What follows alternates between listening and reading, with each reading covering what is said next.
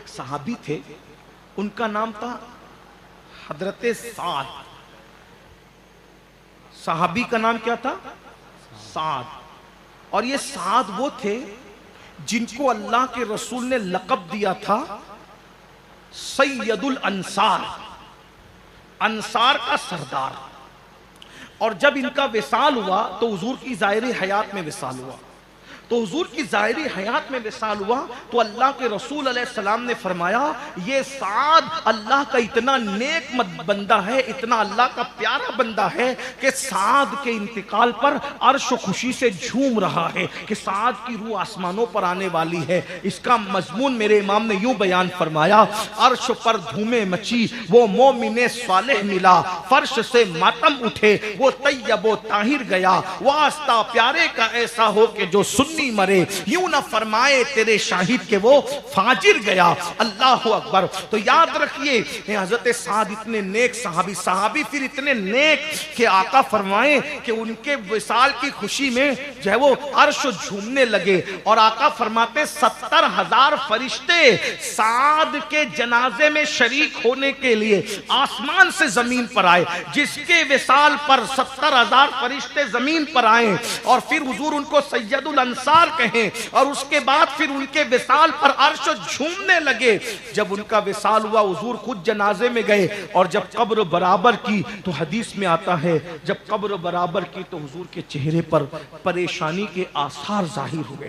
جب پریشانی کے آثار ظاہر ہوئے تو حضور علیہ السلام نے اللہ اکبر اللہ اکبر سبحان اللہ الحمدللہ الحمدللہ.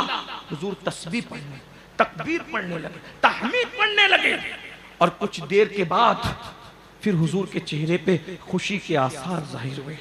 صحابہ کرام نے عرض کیا یا رسول اللہ ہمارے ماں باپ آپ پہ قربان. حضور آپ جب سعد کی مٹی برابر کی گئی تو ہم نے آپ کے چہرے پر پریشانی کے آثار دیکھے. یا رسول اللہ کیا ہوا؟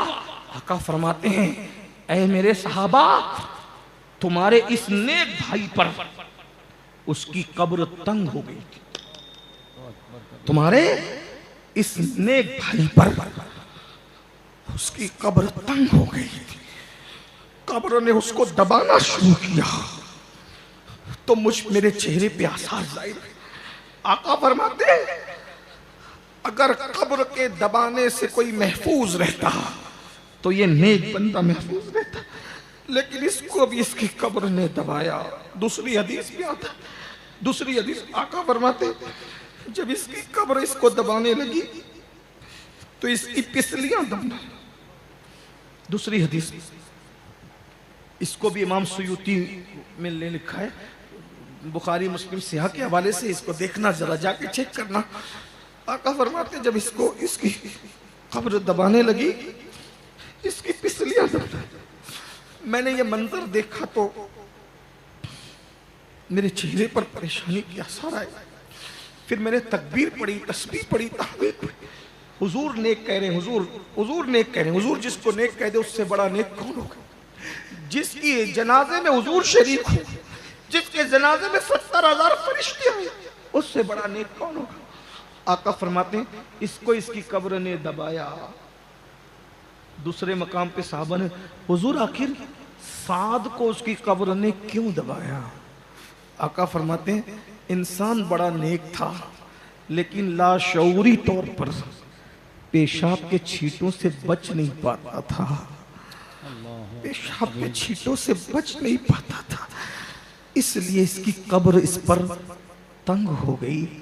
بس اتنا کہنا چاہتا ہوں جس کے ایمان کی گواہی اللہ کے رسول دیں، جو رضی اللہ عنہم ورضوان کے منصب پہ فائز ہوں، جو نبی کے پیچھے نمازیں پڑھے، نبی کے ساتھ. یہی تو سعد ہے نا، یہی سعد ہے، یہی سعد ہے.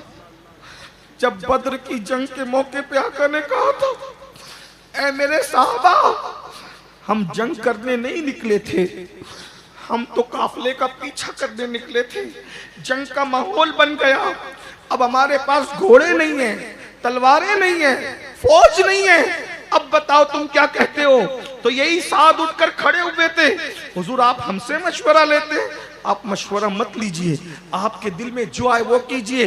آپ اگر ہم سے کہیں گے سمندر میں ڈوب کے جان دے دو، ہم جان دے دیں گے۔ حضور ہم موسیٰ کی قوم کی طرح نہیں ہیں کہ آپ کو کہیں کہ تم لڑو تمہارا خدا لڑے۔ ہم وہ لوگ ہیں، ہم آپ کے نالین پہ غبار نہیں آنے دیں گے، اپنا سب کچھ آپ پہ قربان کر دیں گے۔ یا رسول اللہ آپ وہاں تک لے جائیے جہاں تک اللہ آپ کو حکم دیتا ہے۔ یہی سعد ہیں، ایسے لوگ، ایسے جنتی لوگ اگر صرف پیشاب کے چھیٹے سے جان بوجھ کے نہیں، لاشعوری طور پر پیشاب کے چھیٹے سے نہ بچیں تو تعلیم امت کے لیے ان کی قبر تنگ ہو رہی ہے۔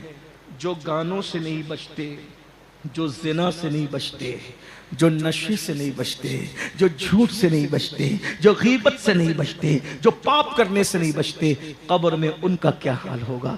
اس لیے اپنی آخرت کا خیال کیجئے۔ اللہ مجھے بھی معاف کرے، آپ کو بھی، ہم سب کی بے حساب مغفرت کرے۔